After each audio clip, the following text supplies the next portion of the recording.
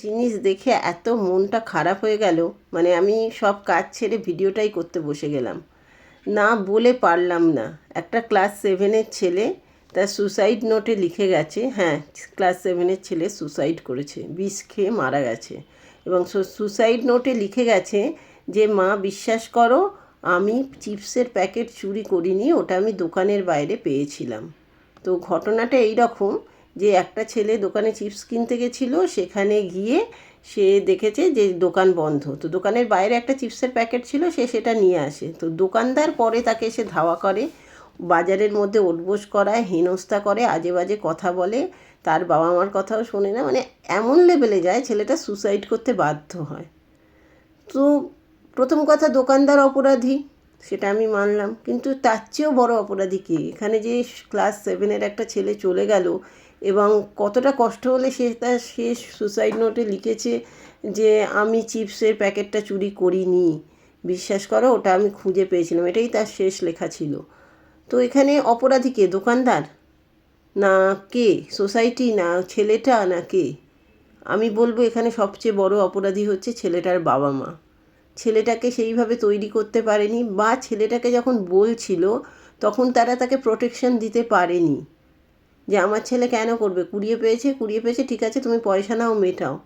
আজকে বাবা মা স্ট্যান্ড নেয় না বলে আমাদের ছেলে মেয়েদের কিন্তু অনেক জায়গায় অনেক কিছু হয়, হয়তো সবার ক্ষেত্রে এতটা বড় হয় না, কিন্তু আমি অনেক সময় দেখেছি, আমার নিজের জীবনেও ছোটোবেলায় দেখেছি, লোকে আমায় অনেক কথা বলতো, আমার বাবা বলতো তাই তো, এটা তো ঠিকই তো ও মেয়ে, ও কেন গোল রুটি বানাতে পারে না। যখন লোকে এটা নিয়ে হাসাহাসি করতো, তখন আমার বাবা মাও কিন্তু আমায় জোর করতো যে আমার গোল রুটিটা বানাতেই হবে, আমার সাপোর্টে কথা বলতো না।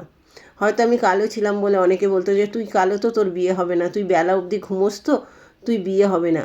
আজকে 40-45 পেরিয়ে সেই কথাগুলো আমার জন্য কোনো মানে রাখে না, কিন্তু আমি যখন ওই ক্লাস 7-এর ছোট্ট মেয়েটা ছিলাম, তখন কিন্তু আমার কষ্ট হতো। এবং আমার তখন বাবা মা বা বাড়ির লোক কী শেখাতো যে তুই না ভালো করে সাবান মাখ, তাহলে ফর্সা হয়ে যাবি, বা তুই তো সত্যি তো, কেন বেলা অবধি ঘুমোবি, তুই ওঠ। তারা কিন্তু সেই সোসাইটির সামনে গিয়ে বলতে পারেনি যে ও ঘুমোয়, ওর লাইফ ও বুঝবে, আমরা বুঝবো, তোমরা বলার কে?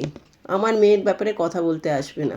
তারা বলতে পারেনি, তারা সোসাইটিকে ভয় পেয়েছে, এবং আমাকে বলেছে হ্যাঁ ওটাই করতে হবে, তুমি ওটাই করো, তুমি মেয়ে মানুষ, তুমি বেলা অবধি ঘুমোবে কি, কালকে শ্বশুর বাড়িতে যাবে, সেখানে গিয়েও হতে পারে। আমার কপালটা এতই ভালো, আমি কিন্তু বিয়ের পর এখনও 9টা-10টা অবধি ঘুমোই, আজকের ডেটে বড় ব্যাপার নয়, কিন্তু মানে বিয়ের ডে 1 থেকে আমার শ্বশুরবাড়িতে ওই ব্যাপারগুলো নেই।